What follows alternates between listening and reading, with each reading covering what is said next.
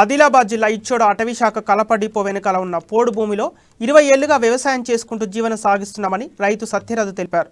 ఆ భూమిలో అటవీ శాఖ అధికారులు మొక్కలు నాటారని బాధితుడు ఆవేదన వ్యక్తం చేశాడు. ఇటీవల పోడు భూముల సర్వేలో కూడా భూమికి పట్టా ఇవ్వాలని గ్రామ సభలో ప్రభుత్వానికి దరఖాస్తు పెట్టుకున్నానని, ఆర్ఓఎఫ్ఆర్ నెంబర్ వచ్చి సర్వే చేయమన్నారని, లీస్ట్లో పేరు వచ్చినా అటవీ అధికారులు భూమిని సర్వే చేయడం లేదని సత్యరాజు తెలిపారు. ఇప్పటికైనా ప్రభుత్వం ఓ నిర్ణయం తీసుకొని తమ సమస్యకు శాశ్వత పరిష్కారం చూపాలని అన్నదాత కోరారు.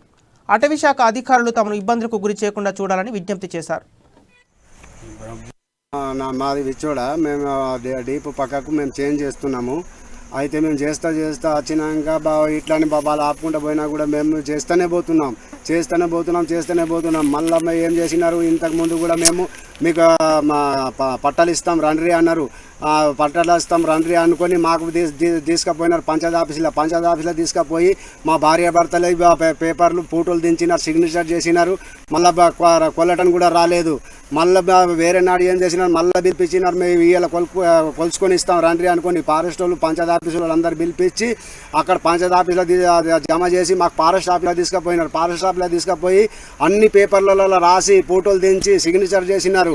మళ్ళీ మాకు ఇక్కడికి వచ్చినాక ఏం చేసినారు,